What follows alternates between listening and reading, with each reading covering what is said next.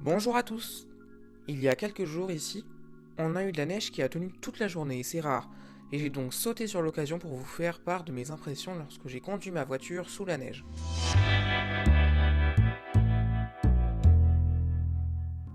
Aujourd'hui, il neige et on en a 5 ou 6 cm d'épaisseur qui recouvrent entièrement la voiture. D'ailleurs, je vais vous faire remarquer que j'ai une toute nouvelle plaque Tesla Evelyn. Donc pour lui souhaiter la bienvenue, je veux plein de pouces bleus pour cette vidéo. La voiture est vraiment recouverte entièrement du capot jusqu'au coffre arrière et tout le toit est également recouvert.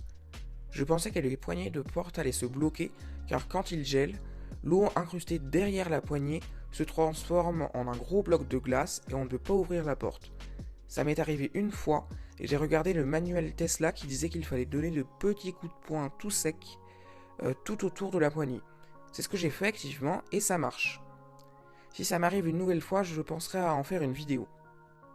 J'ai donc pris ma raclette pour enlever la neige sur le pare-brise arrière, car il faut savoir que la Model 3 n'est pas équipée d'essuie-glace arrière, ce qui peut être embêtant lorsqu'il pleut sachant que la visibilité arrière est déjà très mauvaise. Voilà, j'ai tout enlevé, et je vais maintenant essayer d'activer les essuie-glaces avant, car j'avais auparavant une Mini Countryman de 2018, et je n'avais qu'à les activer pour enlever la neige, mais là j'avais beau essayer d'augmenter la puissance, rien ne se passe et j'ai donc enlevé la neige à la main avec ma raclette. Sauf que quand j'ai voulu partir, malgré toute la neige que j'avais enlevée, les essuie-glaces ne voulaient toujours pas fonctionner. J'ai donc ouvert le frein qui s'est enlevé très lentement d'ailleurs à cause du poids de la neige pour enlever la neige qui coinçait les essuie-glaces. J'avais presque tout enlevé mais j'ai encore essayé, mais il ne marchait toujours pas. J'ai donc adopté une autre méthode, ce qui va nous amener à notre deuxième test. J'ai activé la ventilation pour que la voiture atteigne les 22 degrés et qu'elle fasse fondre la neige qui bloque les essuie-glaces.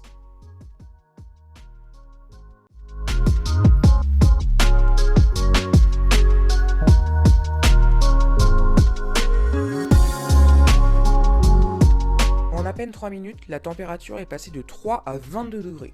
D'ailleurs, on voit que les petits morceaux de neige fondent et que les gros blocs commencent à descendre.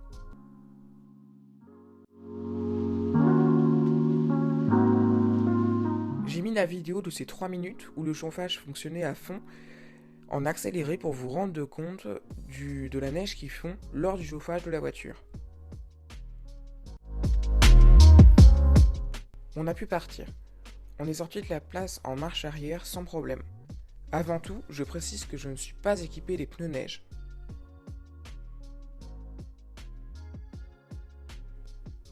Vous remarquerez aussi que j'ai enfin réussi à faire fonctionner les essuie-glaces.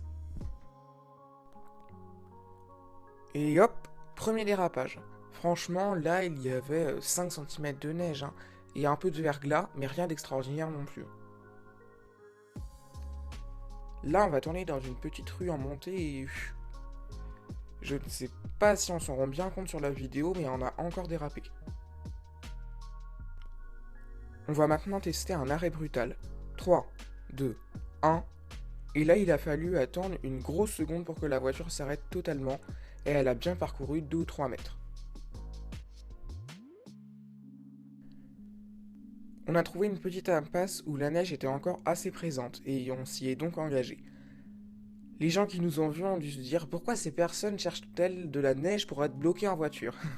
Bref, on a répété l'expérience du freinage, et la rue là, qui était plus enneigée, nous a bien fait parcourir 3-4 mètres avant l'arrêt total du véhicule.